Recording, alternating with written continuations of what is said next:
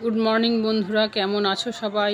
সবাইকে জানাই অনেক অনেক ভালোবাসা, শুভ। আজ একটা ভিডিও নিয়ে চলে এলাম। ভিডিওটা শেয়ার না করে থাকতে পারলাম না। সেই সময়টা আমি হয়তো অসুস্থ ছিলাম না। আমি এই অসহায় মেয়েটির পাশে দাঁড়াতে পারিনি বা সামিল হতে পারিনি। তাই আমি তোমাদের সামনে এই ভিডিওটা একটু তুলে ধরলাম। আমি আরজিকর গিয়েছিলাম। যখন আরজিকরের সামনে গিয়ে দেখলাম, আমি চমকে যাই। আর সেই যে তোমরা মিটিং মিছিলে দেখেছিলে, সেই একই প্রতিবাদ, একই ছবি, একই কান্না, একই আর্তনাদ, সবই মিলিয়ে এই ছবির পোস্টারগুলো এখানে এখনও অধরাই রয়ে গেল। আর আমার এই বোনটির বিচারও অধরা রয়ে গেল।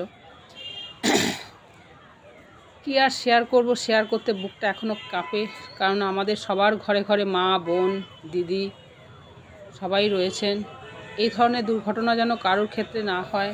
আমরা সবাই বিচার চাই, এখনও বিচার চাই। বিচার চাওয়ার আশায় সবাই আমরা বসে আছি। আর সেই মা বাবার চোখের জল ভাবো তো একবার, যে কি অসহায় তাদের দিন কাটছে।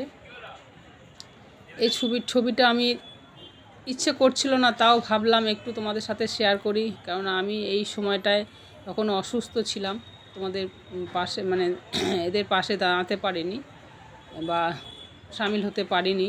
তখন আমি ব্যাঙ্গালোরে থাকি। তা এই দেখো, সেই হসপিটালের সামনেটা দেখালাম, নীল রঙের যে বিল্ডিংটা, এখানেই দুর্ঘটনাটা ঘটে এই বোনটি। আর এই হচ্ছে মেন গেট। রাস্তায় দেখো, রাস্তায় গাড়ি যাচ্ছে, বাস যাচ্ছে। আর এই হচ্ছে মেন গেট আরজিকর হসপিটাল। আর এই দেখো, এখানে বাঁশ দিয়ে ঘেরা রয়েছে এমার্জেন্সি গেট। এখনও দেখো বন্ধ রয়েছে এমার্জেন্সিটা। সামনে থেকে এই যে তুলে ধরলাম, ব্যারিকেড করা রয়েছে। আর সেই সব পুরনো দিনের ছবি, পোস্টার দেখে খুবই কষ্ট লাগছে। সবার একটা মন্তব্য, কে কীভাবে নেবে জানি না। যদি আমি ভুল করে থাকি, এই ভিডিওটা তুলে ক্ষমা করে দিও আমাকে। আমার মন থেকে সত্যি আমার সেদিন খুব কষ্ট হয়েছিল ভিডিওটা করতে। তবুও আমি তোমাদের সামনে একটু তুলে ধরলাম। যদি ভুল করে থাকি, সরি, ক্ষমা চেয়ে নিচ্ছি। এই মর্মান্তিক দুর্ঘটনার পাশে সেই সময় থাকতে পারিনি, তাই এই ভিডিওটা তোমাদের মাঝে শেয়ার করলাম। বলার কোনো ভাষা নেই। আমার দিদির বিচার দিন। সত্যি এই কথাগুলো আজও কানে বাজে। আমার বোনের বিচার চাই। নানান রকমের পোস্টার, নানান রকমের মন্তব্য, নানান রকমের মিটিং মিছিল, সব রকম মিলিয়ে এখনও সেই লেখাগুলো এখানে রয়ে গেছে। আর আমার বোনটি, বোন বলবো না, মেয়ের বয়সী বলতে পারো। এই যে বিল্ডিংটা, এই বিল্ডিংয়ে দুর্ঘটনাটা ঘটে। আমার মেয়ের মতোই, সে মেয়ের বয়সী হবে।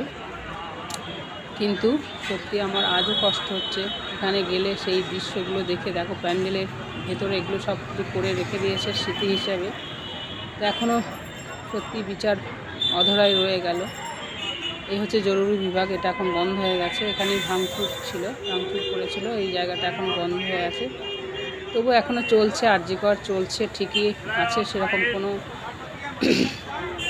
পরিষেবা যে সেরকম খুব একটা খারাপ তা না, আমি গিয়ে দেখেছি। ঠিক আছে, ডাক্তার ভাইদের আমি অসংখ্য ধন্যবাদ, ভালোবাসা। এখনও এই পোস্টারগুলো দেখলে চোখে জল আসে। মেয়েটির কথা খুবই মনে পড়ে, কষ্ট হয়। তাই এই পোস্টারগুলো আমি শেয়ার করলাম। সত্যি আমি এখনও আবারও বলছি, যদি আমি কিছু ভুল করে থাকি, আমার এই পোস্টারের ভিডিওগুলো করার জন্য আরজিকরের সামনে থেকে আমি এই ভিডিওগুলো করেছি। আরজিকরে গিয়েছিলাম, তাই ভিডিওগুলো করেছি। যদি ভুল করে থাকি আমাকে ক্ষমা করে দিও। আমারও ইচ্ছা করলো তোমাদের সাথে শেয়ার করতে। কেউ যেন ভুলে যেও না। সবাই আছি আমরা, পাশে থাকবো। আর সবাই ভালো থেকো, সুস্থ থেকো। সবাই প্রার্থনা করো ঠাকুরের কাছে, আমার এই বোনটি, আমার এই মেয়েটি, আমার এই সবাই যেন আমরা তার বিচার চাই।